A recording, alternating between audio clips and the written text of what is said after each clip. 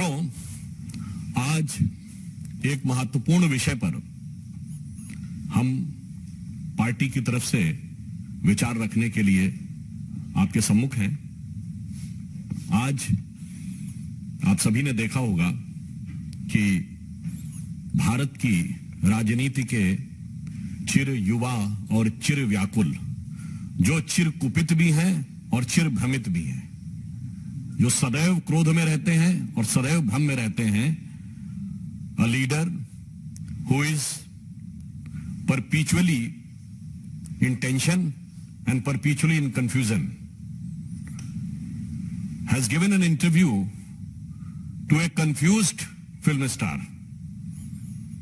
Confused इसलिए कि ये उसी ख्याति के फिल्म स्टार हैं श्री कमल हसन जी, जिन्होंने राहुल गांधी जी का इंटरव्यू लिया, जिन्हें बृहदेश्वर में भगवान शिव का मंदिर बनाने वाले, गंगई कोंड की उपाधि रखने वाले और गंगई कोंडपुरम में गंगा जल लाने वाले चोल राजा हिंदू नजर नहीं आते थे। तो मानी हुई बात है, ऐसे लोगों के साथ इंटरव्यू देंगे और परपेचुअली कंफ्यूज नेता होंगे तो वो कंफ्यूजन ही उनका बढ़ेगा। परंतु आज विषय सिर्फ कंफ्यूजन का नहीं है। मुझे तो ये लग रहा है कि राहुल गांधी जी अपनी तथाकथित भारत जोड़ो यात्रा में भ्रमण करते करते भारत का भ्रम के और शिकार हो गए। और मुझे ऐसा लग रहा है, बहुत स्वाभाविक भी है, कि वो जिस प्रकार से केरल में बीफ पार्टी वालों के साथ, तो तमिलनाडु में भारत माता को अपवित्र मानने वालों के साथ, तो महाराष्ट्र में सावरकर जी के विरुद्ध, तो गुजरात के विरुद्ध जो लोग रहे थे, ऐसे गांधीयंस विद गन कहने वालों के साथ रहेंगे तो मानी हुई बात है, भ्रम तो बढ़ेगा ही। तो मुझे तो ऐसा लगता है वो भारी विभ्रम के शिकार हो गए, तो उन्हें अब वास्तविक ज्ञान की जरूरत है। जो कबीरदास ने कहा ना, माया दीपक नर पतंग भ्रमि भ्रम वह पड़ंत, वो कहे कबीर गुरु ज्ञान ते एक आधु ब्रंत। तो लगातार भ्रम में पड़ रहे हैं, परंतु आज इस भ्रम में चलते चलते उन्होंने भारत का भ्रम दूर कर दिया। बहुत अब साफ हो गया कि कांग्रेस पार्टी की मंशा क्या है। अभी चीन के साथ विवाद पर भारत की सेना के लिए पीटने का शब्द प्रयोग करने के बाद आज जो वो इंटरव्यू में बोले हैं, इसका अर्थ यह है कि भारत चीन के आगे सरेंडर कर दे। वो रूस यूक्रेन युद्ध का उदाहरण देते हुए क्या बोल रहे हैं कि रूस ने यूक्रेन का ज्योग्राफी इसलिए बदलने का प्रयास किया क्योंकि उसे लगा कि आप वेस्टर्न कंट्रीज के साथ जा रहे हैं, कोट अनकोट में उनका बोल रहा हूं। और यही स्थिति चीन और भारत के साथ है, क्योंकि चीन को लगता है कि अगर हम वेस्टर्न कंट्रीज के साथ हैं तो वो हमारा ज्योग्राफी बदलेगा। मान्यवर, आप कहना क्या चाहते हैं? अब आपने किसी प्रकार का भ्रम शेष नहीं रखा।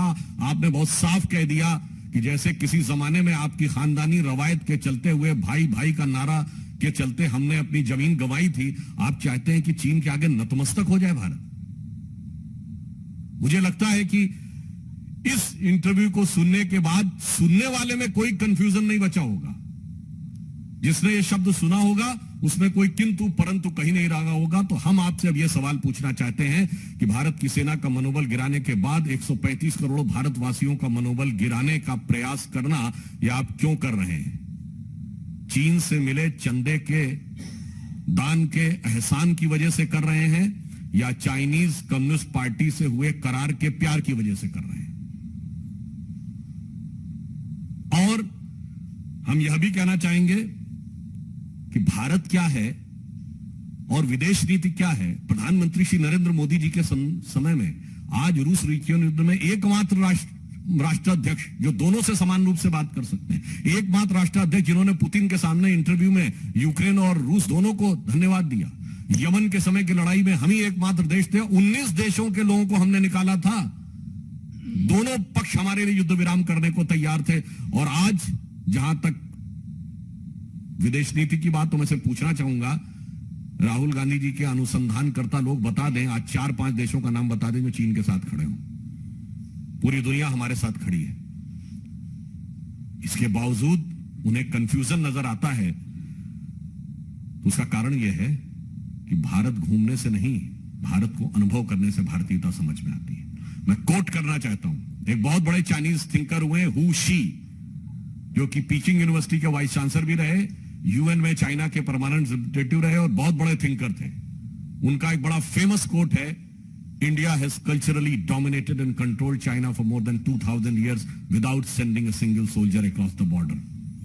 भारत को समझिए, भारतीयता को समझिए, ये प्राचीन राष्ट्र है। We are the only surviving civilisation of the ancient world. हम एकमात्र प्रागैतिहासिक राष्ट्र हैं, सनातन राष्ट्र हैं, चिरंतन राष्ट्र हैं। आपको लगता है कि वो कंफ्यूजन है?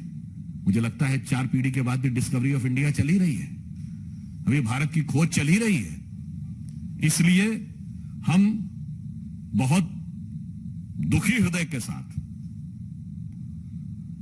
और आक्रोशित होकर यह कहना चाहते हैं कि जिस प्रकार का प्रचार भारत भारतीयता के मनोबल को गिराने का प्रयास राहुल गांधी जी के इंटरव्यू के माध्यम से कांग्रेस पार्टी ने किया है, वो सर्वथा निंदनीय है और वह अक्षम्य है। और वैसे तो आपको ध्यान हो, ये महोदय सदैव कंफ्यूज रहते हैं। हिंदू और हिंदुत्व में भी कंफ्यूज थे, विदेश नीति पे भी कंफ्यूज है, अर्थनीति पे भी कंफ्यूज रहते हैं, कोविड को मोविड बोल देते हैं, क्योंकि इनकी आंखों में मोदी विरोध का मोतिया बिंदु है।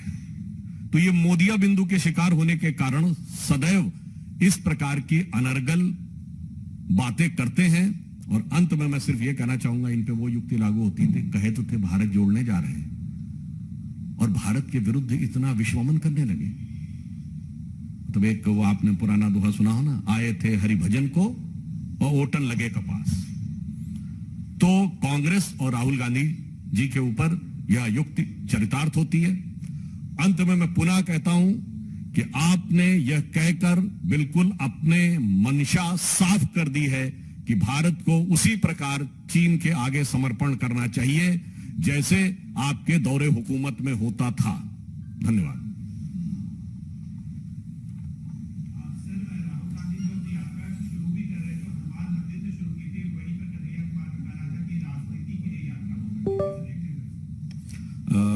वैसे तो जिनका उन्होंने नाम लिया वो तो उस विचारधारा से आते थे जो कहते थे कि धर्म एक अफीम है। तो उनसे पूछिए उनका मानस बदल गया है क्या? ऐसे लोगों को साथ में लिया है, अभी तक उनका कोई वक्तव्य तो हमने सुना नहीं है कि उनका विचार बदल गया है। हाँ, ये वक्तव्य जरूर सुना है कांग्रेस से एक वरिष्ठ नेता का कि वो राहुल गांधी के बाद सबसे लोकप्रिय हुआ है। तो पहले तो तय कर लेना कि किसका विचार सही है, मंदिर जाने वालों का या जो कहते थे कि धर्म एक अफीम है, या वो उनके कर्नाटक के कांग्रेस के कार्यकारी अध्यक्ष जो कहते थे हिंदू शब्द गंदा है, या जिसके साथ वो इंटरव्यू दे रहे थे जिसको भारतीयता और हिंदू धर्म के इतने विराट और महान शासक हिंदू नजर नहीं आते थे। The problem is a परपीचुअल confusion.